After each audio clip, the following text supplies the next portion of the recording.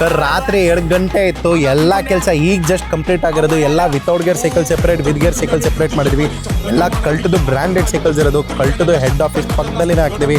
HSR main ರೋಡಲ್ಲಿ ಇರೋದು ಇದು ಈವೆಂಟ್ ಲೊಕೇಶನ್ನು.